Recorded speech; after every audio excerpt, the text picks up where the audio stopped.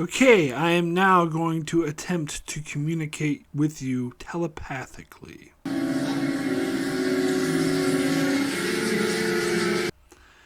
But in all seriousness, did you ever notice how when these telepaths communicate telepathically, it looks exactly like they're constipated?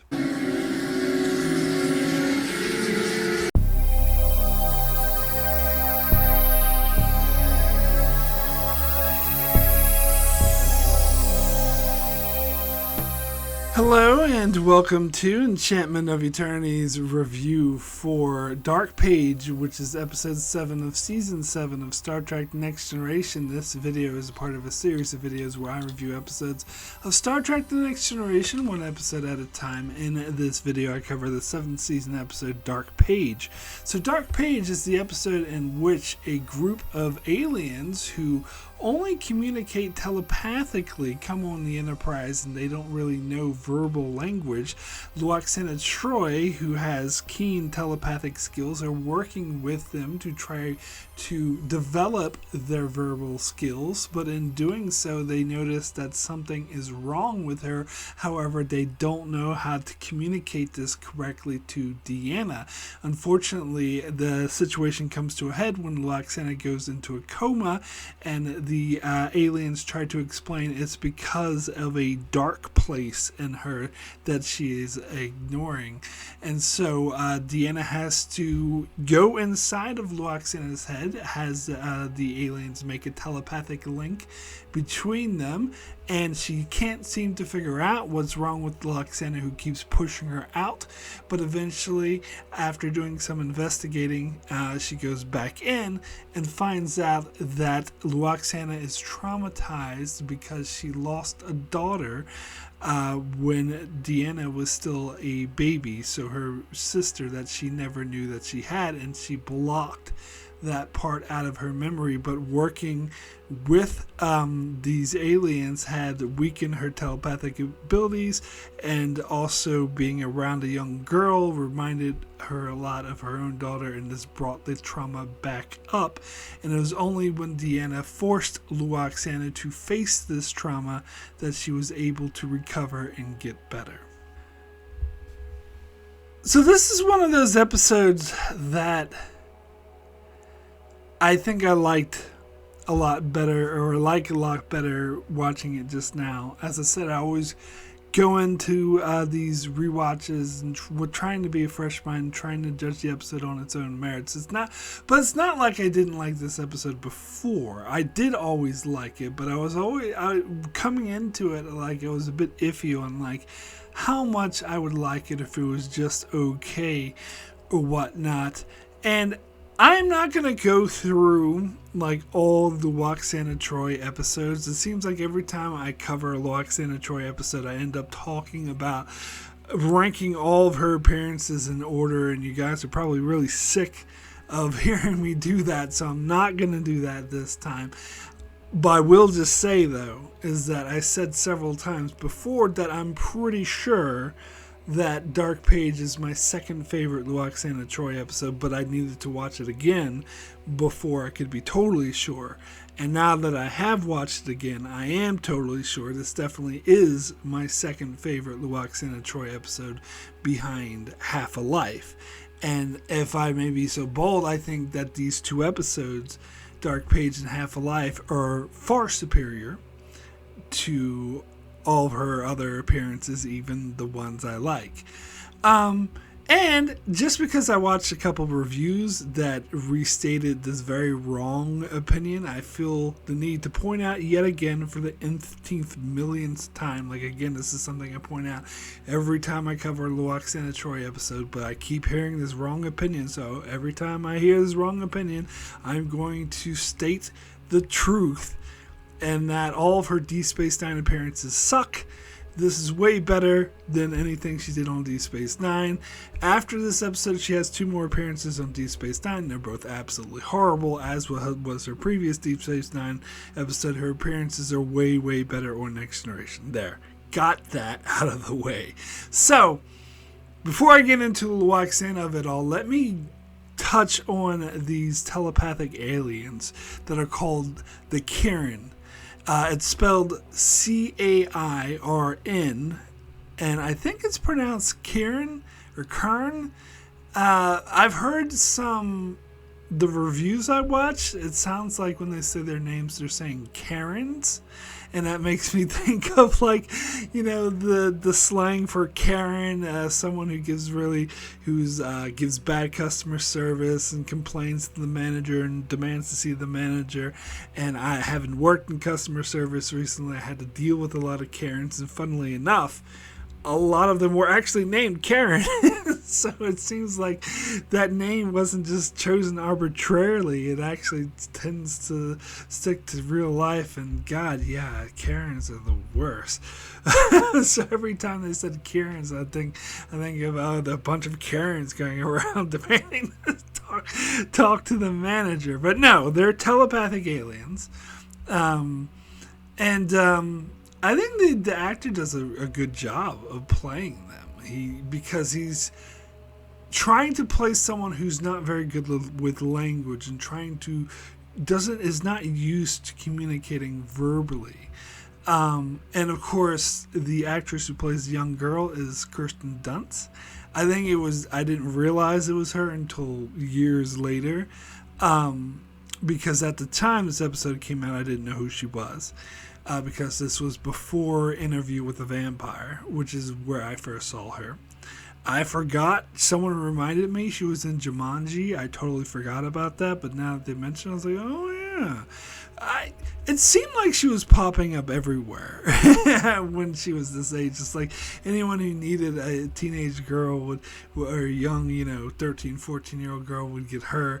And, I remember one of my favorite movies, Mother Night. She had a brief cameo in that. Most people never heard of that movie. It was a Nick Nolte movie filmed in Canada, I think, based off a Kurt Vonnegut book. Really good movie. But yeah, there was a young girl in that, and I was like, it kind of looks like Kirsten Dunst, but it can't be her. But it was. I was like, she's in everything. Of course, she's still around, still acting. She was in this movie called Civil War that came out last year. I haven't seen that one yet. But anyway, and of course, well known for the Spider-Man movies, playing Mary Jane. But anywho, it was interesting seeing her in this role. I thought she did a damn good job as well. So these aliens, I think, are a very interesting concept.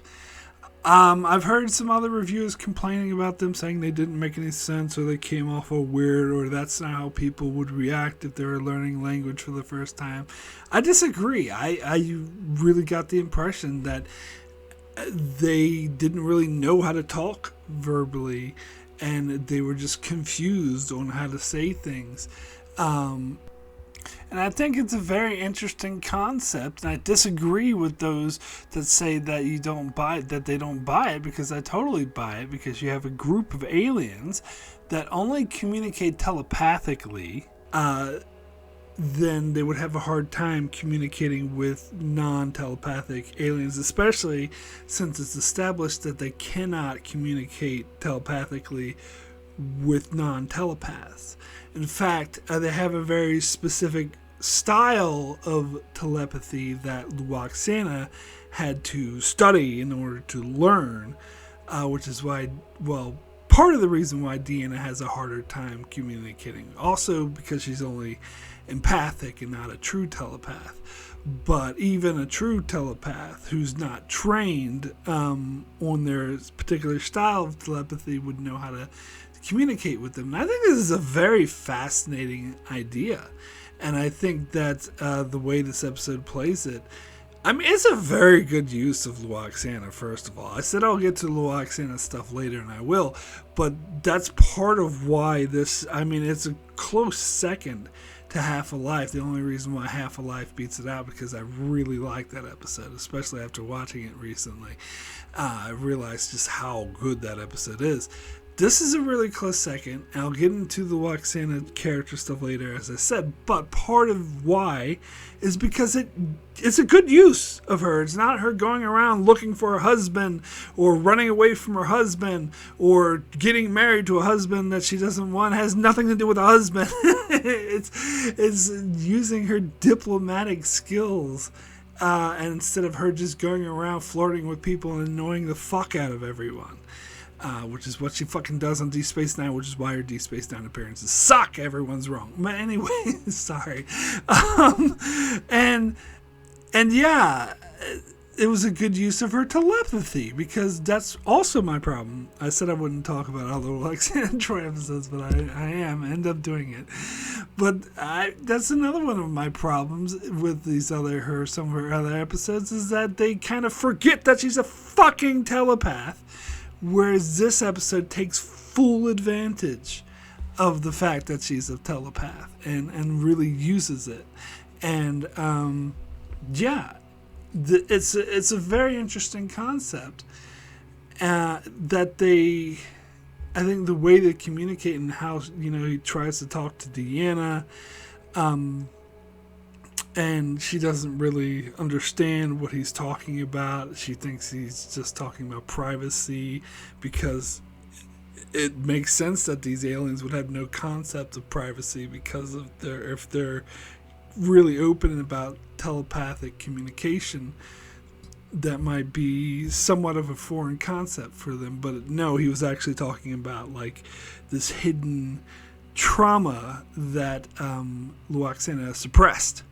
But he had, of course, no idea how to communicate that to her verbally, which makes a lot of sense. And just the way that he communicated in the struggle is like, trying to find the words.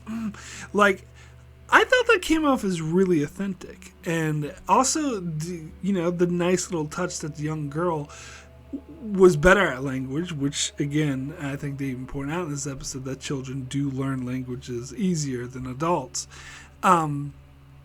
And how sometimes she was kind of like a go-between. And again, I thought Kirsten Dunst was really good in this role. So, yeah, I really like these aliens. Now, some people complained that they kind of fade to the background towards the end of the episode, but I don't mind that at all. Like, I don't disagree that they do, but I don't mind it. It doesn't bother me at all. I think it's what the story requires, because let's be honest here, and I think there's nothing wrong with this, to be clear, but let's be honest, they're just a plot device to set up the main plot of Lwaxana's trauma. And again, there's nothing wrong with that, because they're a fascinating concept, a fascinating species. And so this is a good way to set up the storyline. And they're useful because they create the telepathic bridge for Deanna. And so once you get to the later parts of the story, they're not necessary anymore. They're not the focus. They shouldn't be the focus. I mean, they're very interesting, very fascinating. I think they work well for the story, but they are not the point of the story. The point of the story is Lwaxana's trauma, and it always was. Like, they might have, some people were like, oh, they switched focus. Not really, because the focus of Lwaxana was always a focus on her. But the focus of her suffering was subtle. It was in the background until it wasn't, which of course it would be, because she didn't come on like in a coma. They had to build to that, and they built to that nicely. And also, again, her communicating with these aliens is part of what brought on the trauma. So I actually think that was brilliant. Really well done. And I didn't mind at all that we switched focus towards the end, because that's where the focus should be. This should be Lwaxana. I think these aliens served their purpose, and they served it well. So, getting to the Lwaxana stuff. She starts out a little bit annoying. Like, to be fair, like the opening scene, I think Picard's being kind of a dick, because she's actually not being that annoying, and she's talking about the Cairn, and Picard seems to be like, oh my god, let me get the fuck away, I want to get the fuck away from her. And when she's like, go engage them in conversation, it will help them, he's like, yes, I'll do that, an excuse to get away from her. I'm like, but it's for the first time it seems like Picard's being unfair to her. But in fairness to Picard, she had been really annoying to him all the time before this. So I'd understand why he'd be a bit traumatized by that. And then, of course, you had this scene, which is classic Lwaxana, when she tries to set up Maquis, his name is, with Deanna. And of course, he doesn't know language very well, so stumbles and is like, I also need a wife, and you know how pissed off Deanna is at Lwaxana for doing that.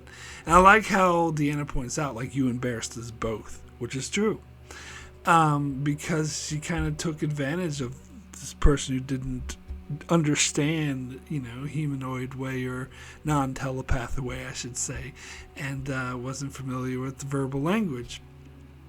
And so that's the typical Lwaxana. But outside of that, it really goes deeper into her character. It's similar to Half a Life, that instead of her just being the annoying, I need to find a husband kind of thing bullshit, or crushing on Odo bullshit, it gets more into her psyche. And I'll get to the big reveal later, but I think once it's revealed, and it's definitely is a retcon, because they definitely didn't think of this earlier. But again, if you ever heard me talk about retcons are not inherently bad. Like, there's such a thing as good retcons, and I think this is one of them, but it is a retcon. They can be bad. They usually are. if not done correctly, they can be horrendous, like the whole Bashir genetically enhanced thing. But in this case, it works. When they work is when they fit perfectly and they seem natural. And in this case, it does kind of fit that, because she lost a daughter at such a young age, that it sort of traumatized her, and that's part of the reason why she's so overbearing and so much of a whirlwind. It's a way of sort of compensating, which is actually really realistic. A lot of people who are very extroverted or very, humorous or tell jokes all the time or are very invasive, they're usually compensating for something. Not always, but it's become a sort of cliche that a lot of comedians who spend their whole lives telling jokes and that's their whole life is joking are actually kind of depressed inside, and that's part of the reason why they're telling jokes constantly, is to run away from the depression. And so I see it as like a similar phenomenon. It actually this is why it's a good retcon, because it retroactively makes her character better and explains her behavior, and makes it make more sense. And plus, the scene where this is obviously due to her fatigue and her, illness from working with the aliens too hard, she gets distressed and loses some of her composure and just goes up and rips into Riker. It's like, get away from her! Makes sense, because she's being overprotective of Deanna. And someone else brought this point up, which I actually think makes perfect sense, is that when Riker left her all those years ago, and Deanna was hurt by it, Lwaxana maybe held a little bit of resentment because of that and didn't want him to string her along again. It's a shame that we didn't actually get to see Lwaxana's reaction to when Troi and Riker finally did get married. Seems like there was a missed opportunity to not show her at the wedding, but I think the BS excuse they came up with is that they were doing another wedding on Beta Z, and that's where she'd be. They just couldn't get her for the movie, I think. But yeah, Yeah, it was 2002. I'm pretty damn sure that Majel Barrett was still alive then. They just couldn't get her for whatever reason. But it would have been nice. It would have been nice to see her reaction. But yeah, speaking of Majel Barrett, her performance, this is easily her best performance. Well, all right, Half a Life, it's hard because, as I said, that's also a really good episode. But yeah, it's definitely up there. Like, both of these episodes are like a real step ahead of all of her other performances. Like, a real step ahead. So you have that. But then, all right, so I'm heaping all this praise on the episode, so let me get into where this episode kind of loses me, my complaints about the episode. And that's when we get into the whole go inside your head cliche. Now, granted, this is not the worst that Trek has done or will do. There's way worse examples, one of the worst being the whole distant voices thing. I think that's easily the worst and most cliche over on DS9 Season 3, which I'll get to that fairly soon. And the extreme measures also in DS9, not as bad as distant voices, but I think still worse than this one. It's just a cliche of, oh, you're going inside someone's head. It's kind of like it's too realistic, or I'm trying to find the right word. I'm being like Maquis. It's too, what is the word? No, it's too lucid. That's the word I'm looking for. It's too lucid. If you actually were to go inside someone's head, it would be a lot more jumbled, metaphorical, and of course something like that's really hard to play on shows, on TV, and that's why dreams tend to also be done incorrectly. I thought Phantasms, the previous episode, did a really good job of doing the weirdness of the dreams, but even that was kind of lucid. But anyway, this one was way too lucid. But again, not as bad as Distant Voices or something else like that. But it was a bit, the whole thing with like the wolf chasing her. I'm sorry, that was just really cheesy. And Picard going up, I order you to leave, and then Lwaxana's voice comes out of him. That, I don't know. That's when it was like, yeah, this is the cheese ball. Oh, you're inside your head. Ho, ho, ho, ho. And for that matter, she goes to her old house, sees her dad. And it's funny, and she even said, this is our old house that we grew up in. And it's funny because that house looks exactly like quarters on the Enterprise. And for that matter, when they had the scene at the end with the big reveal, they were just hanging out in the Arboretum. So it seemed to me like this episode did not have a big budget. Like they wanted it to be a bottle show. It's like they wrote, "Oh, we're on location here at a river or a lake." No, we can't afford that. Get the fuck out of it. Just film it at the Arboretum, and we can pretend that's where they really were. And because it's a dream, get it? And but we have to go to this old house, so we need to go on location and find a house that Deanna grew up in. And like, budget, come on, we don't got the money for that. Let's just redress the quarters in the Enterprise and say it's her house. It was too obvious. They were being really cheap. And since I'm picking on the production value of this, the wolf. Now, I talked about this wolf before. I guessed that it was just a dog, but apparently I'm wrong. According to what I looked up, apparently it was an actual wolf.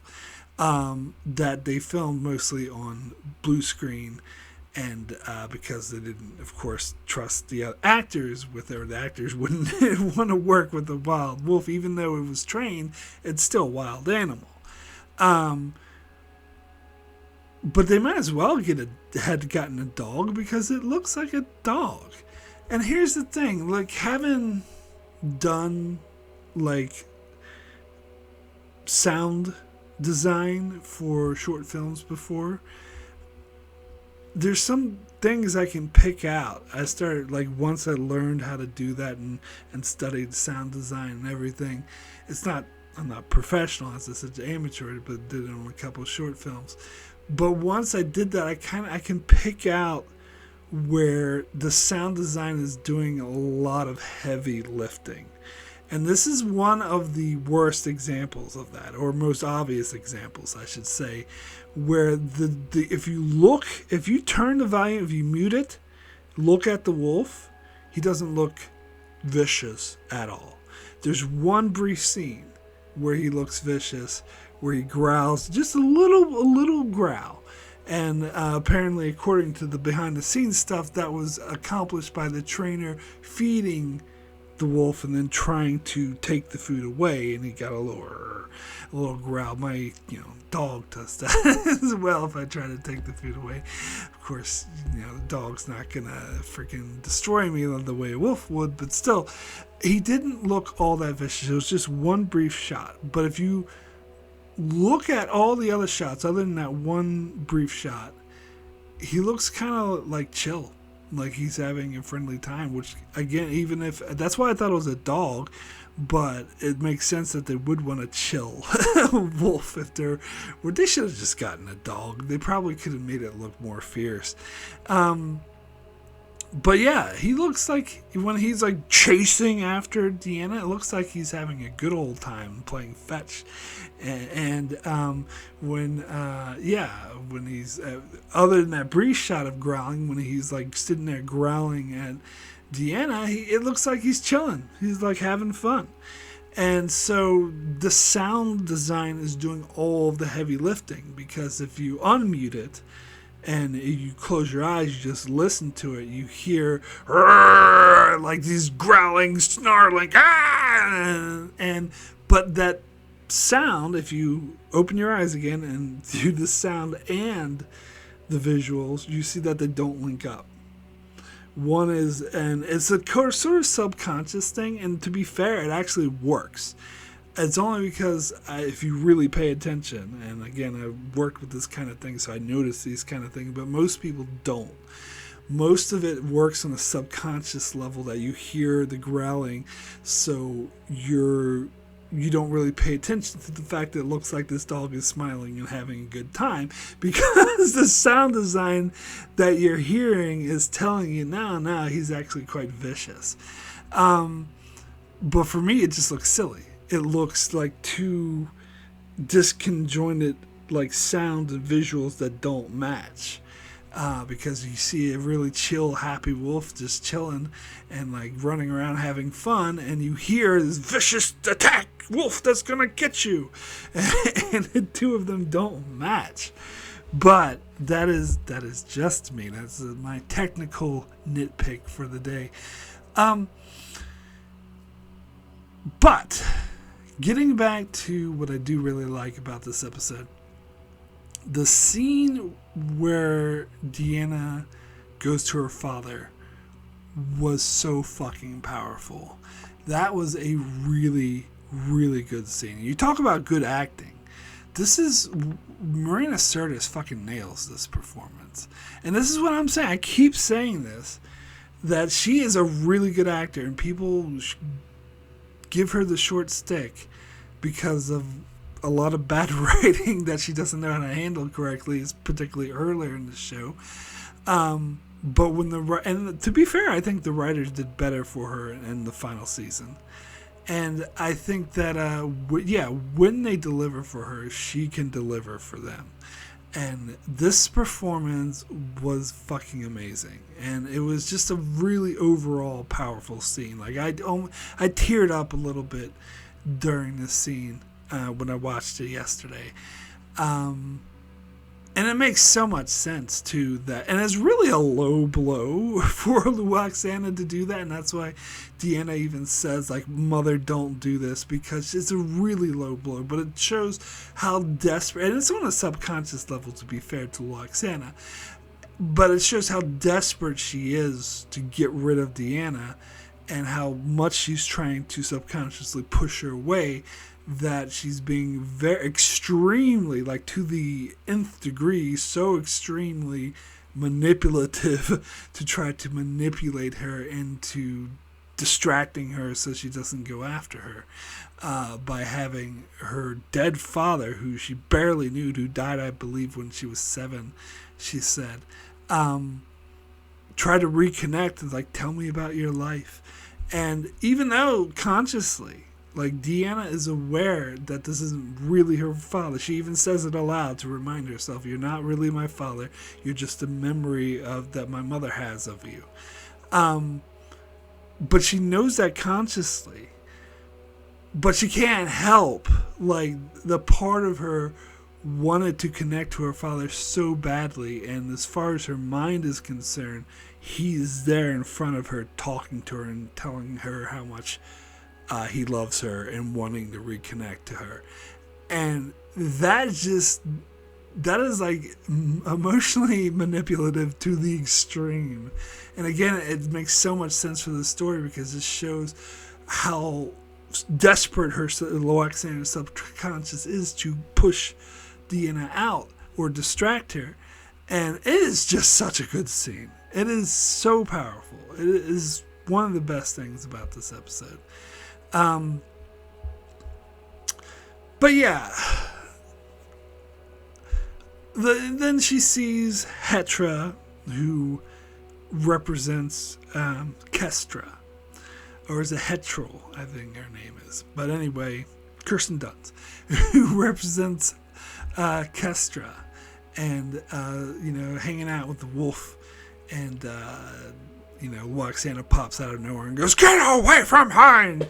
And Deanna like freaks out and wakes up. Like, that was a powerful scene. That was showing that Lwaxana was just using brute force to brute force her out of her head, or to break the telepathic connection. That was fucking intense. That was, again, Majel Barrett, just really easily one of her best performances of the show. Or any other appearance in Star Trek. So good. But, so... then you get some of the... Once she wakes up and you get a lot of scenes with her and Picard being like, oh, trying to figure it out. This is where the episode gets a bit dull again. Maybe it's treading water a bit, and it was because it doesn't want to get to the ending too fast. And Picard has to point out to Deanna, it's like, oh, you looked at her recent journal entries. What about looking in the past? And as soon as they do it, they see there's 7 years missing. It seems like Deanna should have thought of that earlier. It seems kind of fucking obvious to see that there's 7 years missing from the thing. And plus, here Deanna says that she contacted Mr. Home, and he has no idea what could have traumatized her. But then at the end of the episode, Deanna goes to Lwaxana and says, oh, Mr. Home had this picture of Kestra and was keeping it just for you. So in other words, he knew about Kestra, and he didn't think that was worth mentioning when she asked. That was a bit of a flaw there. And also the fact that Home wasn't supposed to be around that long, because in the first episode, they mentioned that he was just hired not that long ago because Lwaxana had to fire her last valet for having unpure thoughts about her or whatever bullshit. So they're kind of retconning that. But that I mind less. That doesn't bother me as much as why didn't he fucking speak up in the first place? And don't give me that he doesn't talk, because Deanna specifically said, I talked to Mr. Holmes. So they communicate in some fashion. And she asked specifically, do you know what's wrong with Lwaxana, or what could be wrong? And he didn't even mention Kestra. Yeah. But anyway, so it kind of spins its wheels for a little bit until Deanna goes back in. And this time it's not as cheesy. It's not as bad. You have her jumping off like into space, which is a good metaphorical. I'm with this. This makes sense. And then you get the huge reveal. And yeah, I'm not gonna lie. I'm gonna be perfectly honest here. I was pouring in tears yesterday watching this scene, and I think if I remember correctly, if my memory serves me correctly, this is the first time I ever did respond by bawling my eyes out. I might have like got teary eyed or whatever, and in the past, but I don't remember like fully crying. And I think maybe I was just in an emotional state when I was watching it yesterday, or maybe it was because I was actually trying to invest myself in the story and not get distracted by the goofy smiling wolf that's having a great time but sounds like he's growling, or the cheesiness of the quarter set that's supposed to be a house. I was trying not to get distracted by that and get emotionally invested in the characters. That's why I think personally, because as I said, when I go through these episodes, I don't just watch it to like I watch any normal show. I tried to completely analyze and get completely invested in it, and in doing so, I could put myself into Lwaxana's mindset of just how fucking tragic it is. Like that is so tragic, and I think it's shot like the way it's directed is directed very well. Jonathan Frakes, I believe, directed this episode, or was that the next episode? I think it's the next one. I don't know who directed this one, but anyway, it's the way that they were shooting the dog, like barking slowly, and the music that came. It was like good production value, and it really added to the tragedy of Lwaxana losing her daughter. And God, yeah, the scene where they're just crying, bawling their eyes out. Again, this probably would have been better if they actually went on fucking location instead of shot it at the Arboretum, but it's supposed to be metaphorical. It's a dream state, so the Arboretum is meant to represent blah, blah, blah, whatever.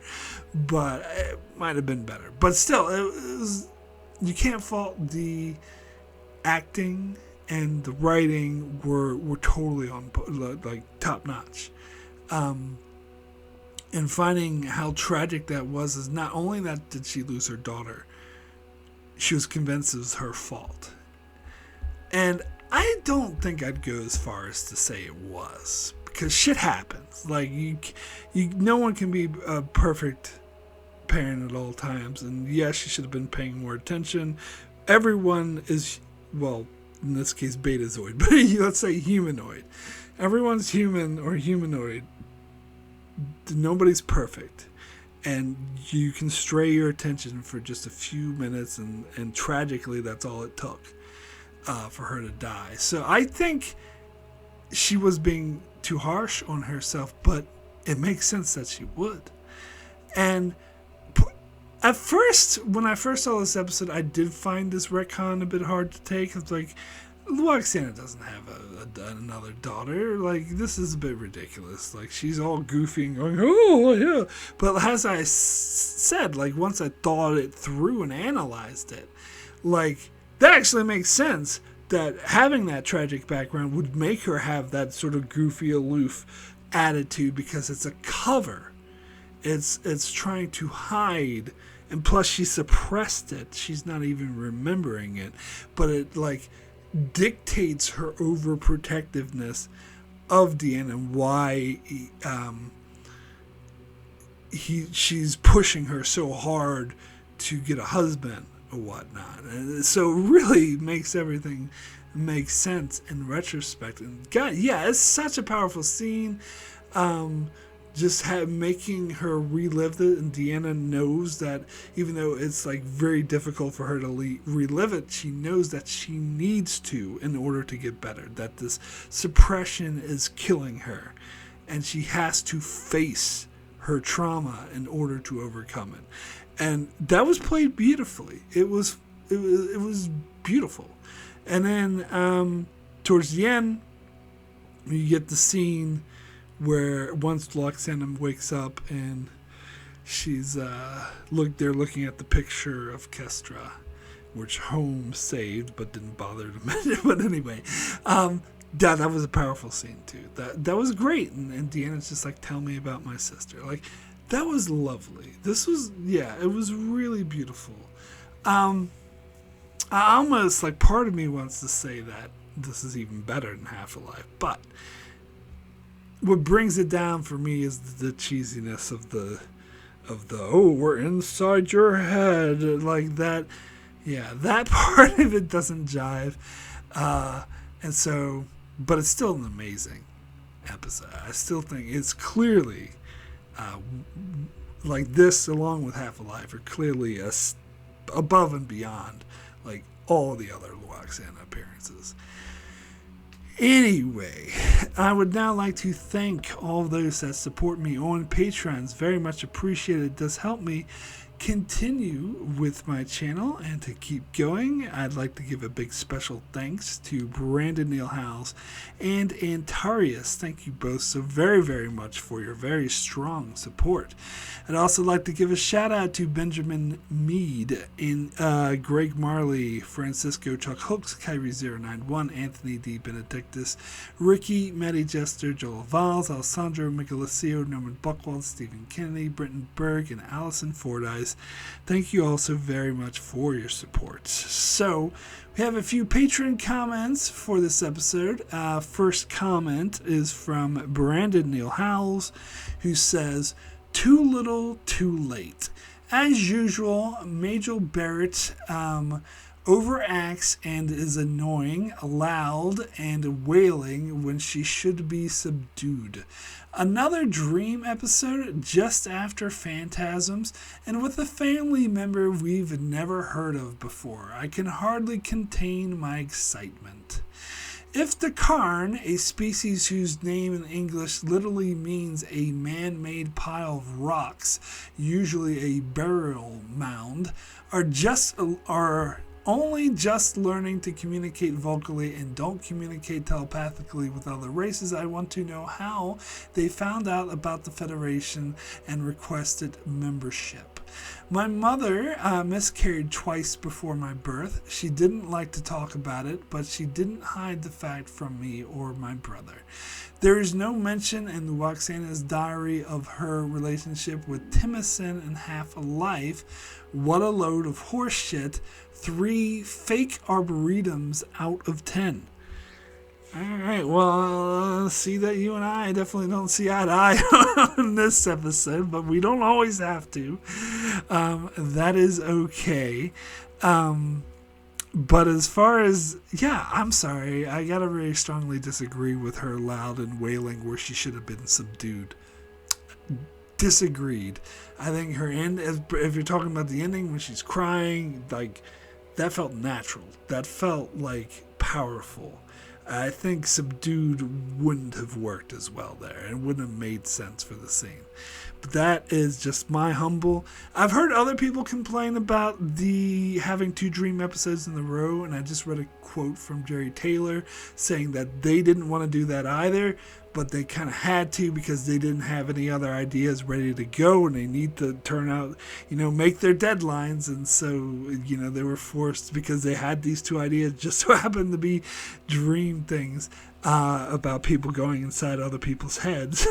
But I personally didn't mind it. To me, it's nowhere near as bad as what Deep Space Nine did with having 2 evacuate the station episodes right in a row. To me, that was much worse. That was more whiplash. I actually didn't even notice this until other people pointed it out. I'm like, oh yeah, there were 2 dream episodes in a row. How about that?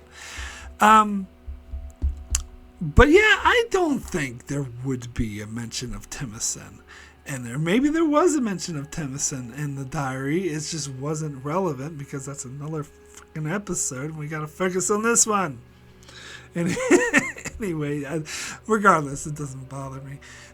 So next comment is from Antarius, who says, finally, Lwaxana's character is getting more depth, and we learn the old jokes of previous we leave the old jokes of previous episodes behind. At first, you think that the aliens are responsible for the development because of their telepathic staring and the dramatic music. Thankfully, this time they are just helpful. Had they been responsible, it would have been a pretty lame episode for sure. I can understand that the little girl girl and her falling into the pond made the traumatic memories resurface, but I don't really buy that Lwaxana is having such a mental breakdown 30 years after the accident, and that she was never ever spoken to Deanna about her sister. The middle part of the episode drags a bit. The concept of an alien race who had to learn communicate vocally is interesting, but of course we never see them again. A plus for the fact that there are no unnecessary B plots and no pointless anomaly. My rating is a strong 7 out of 10. Yeah, now that's a great point about the no anomaly. That's an easy way to tank this episode. I talked a bit about the episode spinning its wheels. That's better than them having some bullshit B plot anomaly. As I mentioned, I don't think I've noticed season 7 doing this at all yet. I think, and season 6 definitely toned it down from season 5, which went overboard with it. So I think they're pretty much gotten away from that bullshit, which is such a good thing. Now, that's a very good point you make about the aliens. Totally agree with you there. And in fact, I remember thinking this when I first watched the episode, that, these guys better not be responsible for it. They better not be the evil aliens, because it'd just be like Violations all over again, and it would just be dumb. And I'm so thankful that they didn't do that. I actually think it's brilliant that they turned out to just be helpful and just trying to be helpful.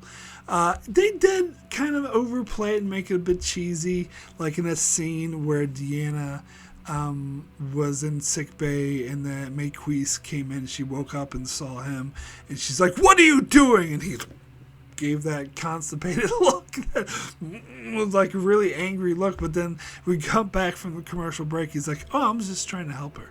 So that was kind of a fake out. That was kind of cheap.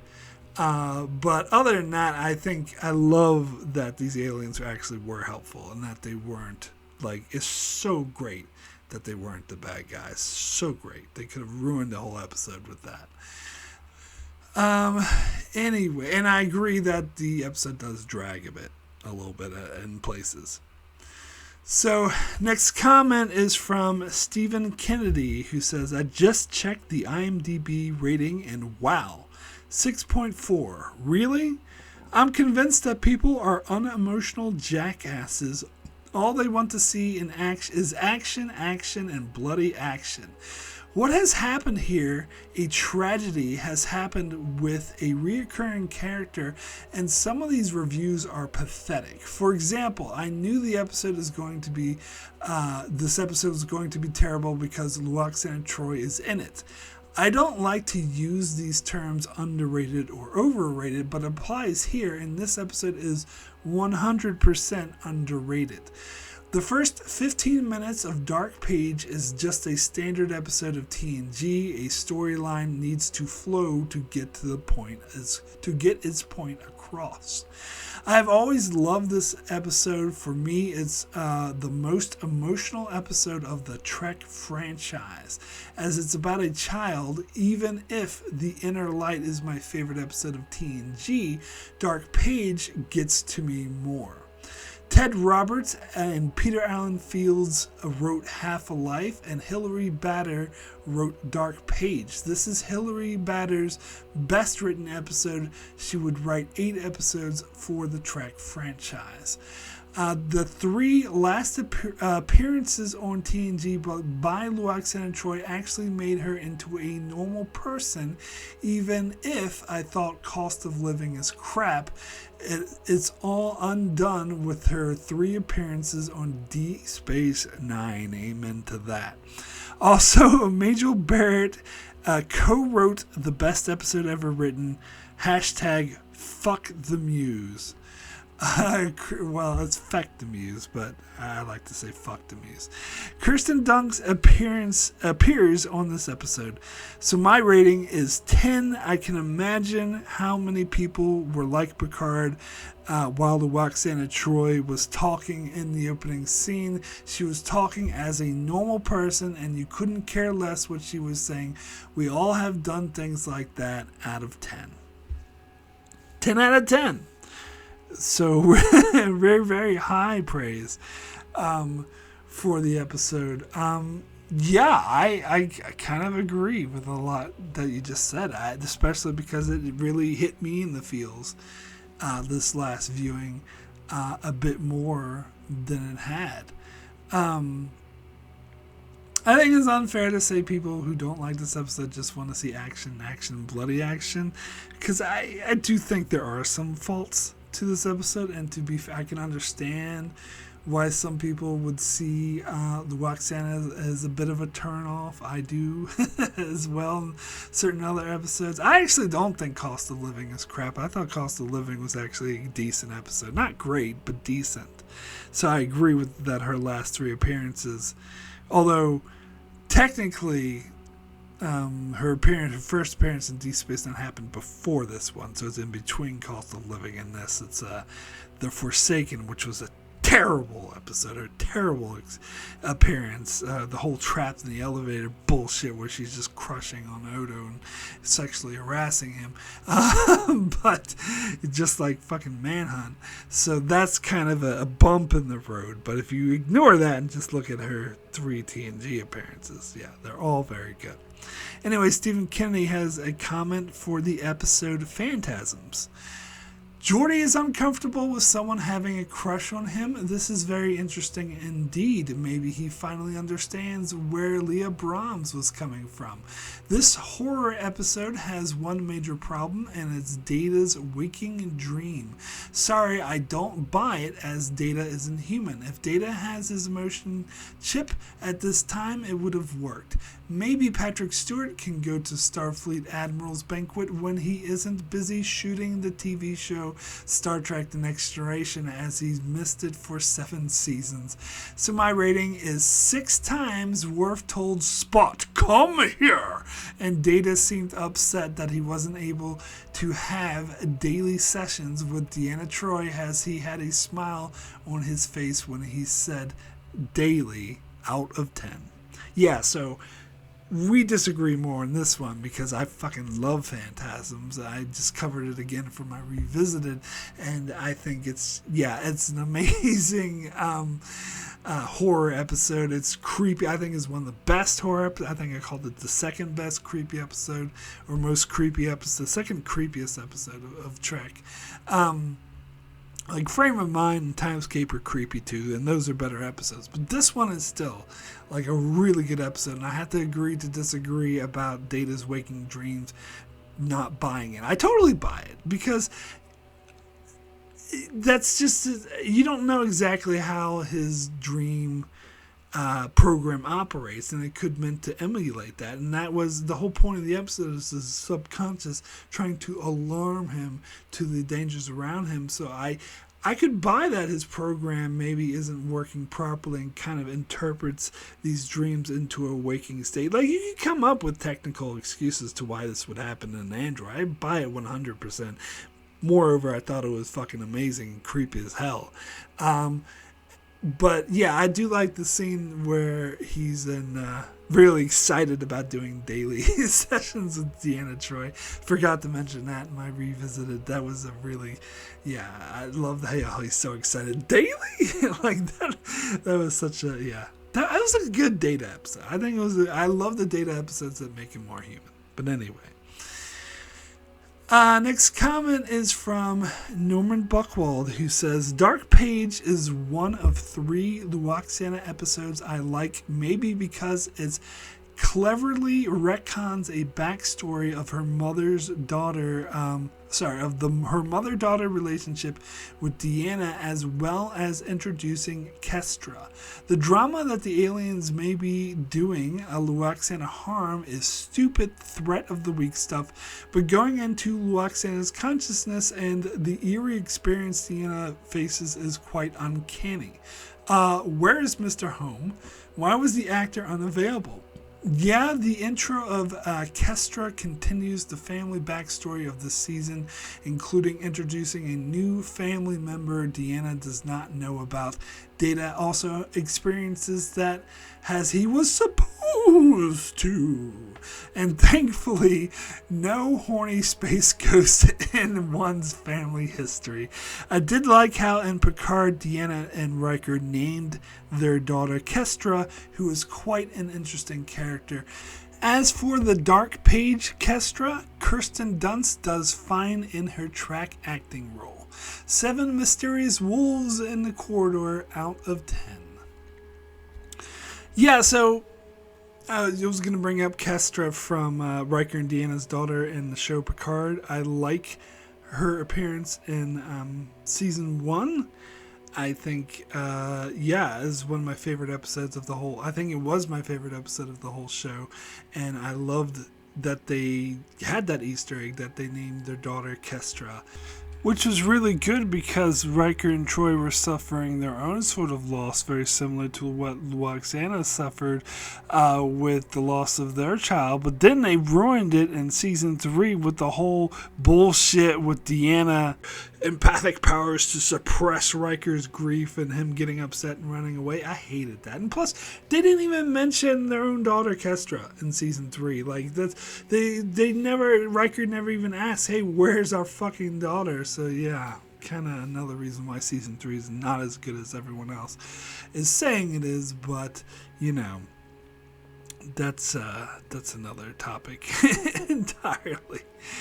Anyway, next comment is from Kyrie091, who says, Dark Page, more like starts rage, because this episode is so bad it makes me angry. Okay, little ones, it's another Lwaxana episode. The good news is we are running out of Lwaxana episodes, so we won't have to start rage for much longer. Yes. And, I think my Patreon is showing the comments backwards. I think I usually read the oldest one to the newest one. I think I went newest to oldest, but whatever. Because I usually read Kyrie091's comment first, so this time I read it last. But that's fine. It doesn't need to be in any particular order. I won't start my rage over this episode because I actually really liked it. But that is just me. Good pun, though. I will give you that.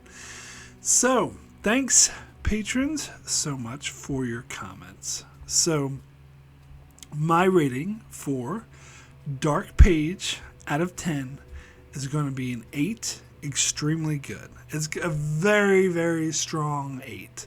It's very tempted. This close to giving it a 9 because that ending was so damn powerful, had me in tears. I think what it does for Lwaxana's character is amazing.